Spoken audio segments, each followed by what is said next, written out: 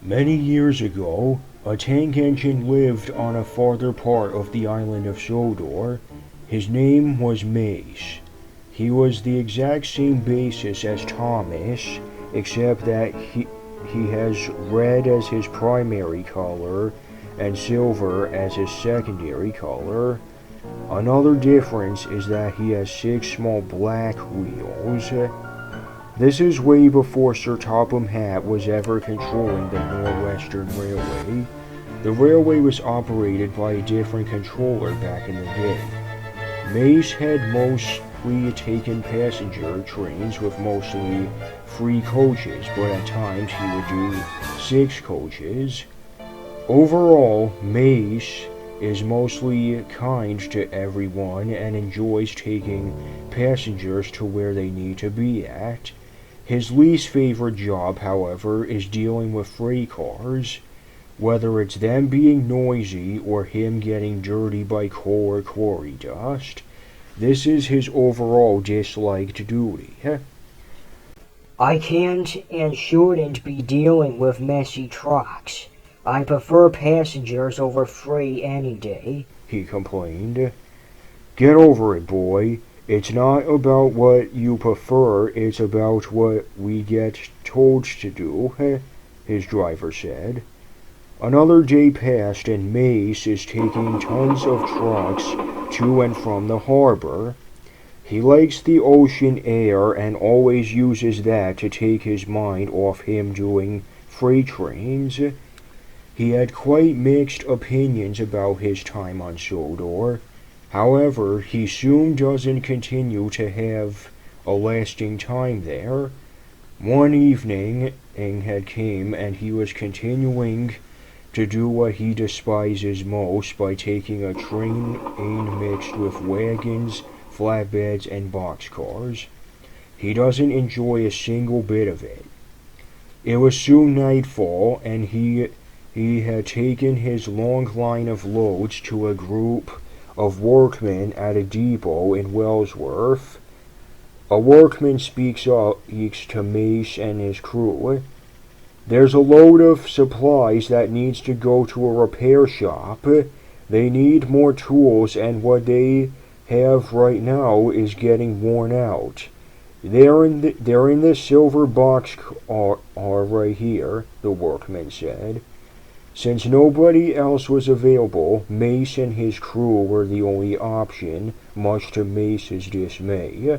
Let's take this to where it needs to go and so I can have a deep sleep in my shed, Mace said. Well, we'll have to go through the forest, but be careful, it's supposed to be foggy, said his driver. Indeed it is. Mace was going at a quicker speed and wasn't paying attention to where he was going due to it being foggy and dark, and the trees are the only shapes his crew can see. Likewise, the freight car in front of him is what's mainly blocking his view. Very soon, an old abandoned station came into view, and they looked to be approaching some trees ahead. I can't tell if we're in the right direction or not, called his fireman. They were not, as there were some buffers ahead and the points weren't set. The freight car hits the buffers and mysteriously, Mace just vanishes into thin air with his crew falling on the rails. They couldn't believe what had happened. Mace! Mace! Where are you? His driver yelled.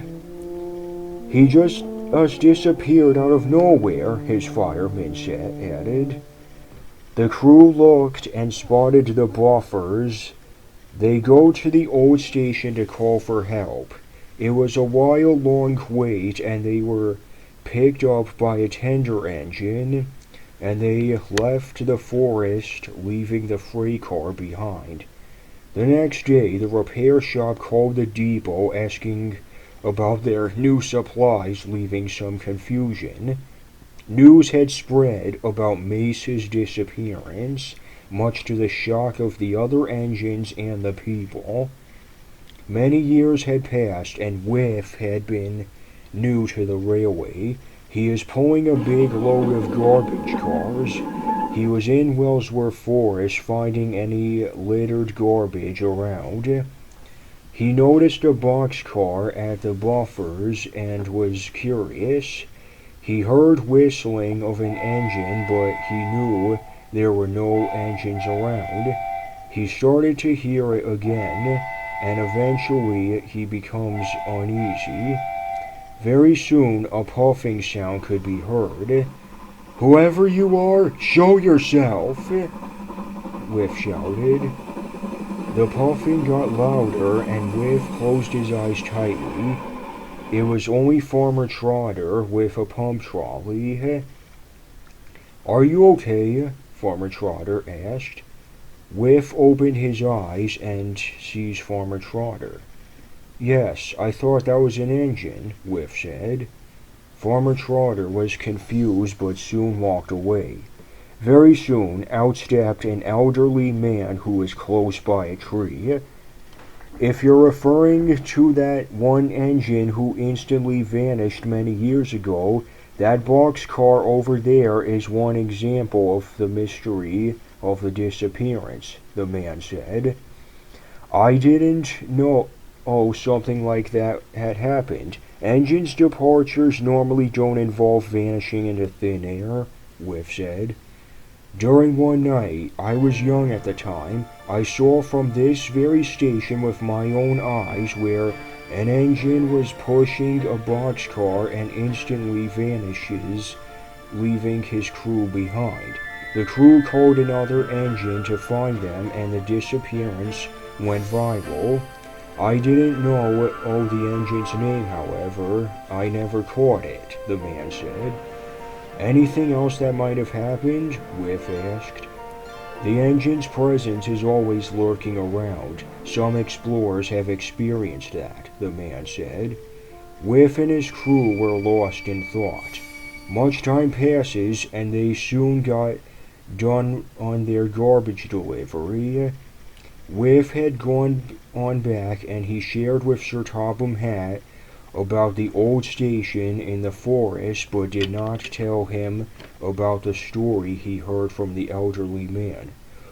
"Whiff, you made a good finding.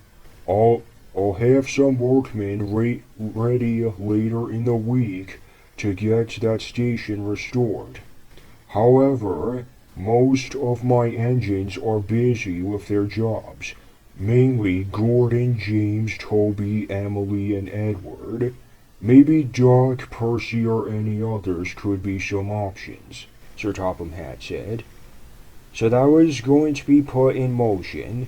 Once again, at Wellsworth Forest, the elderly man senses Mace's presence lurking around near the station.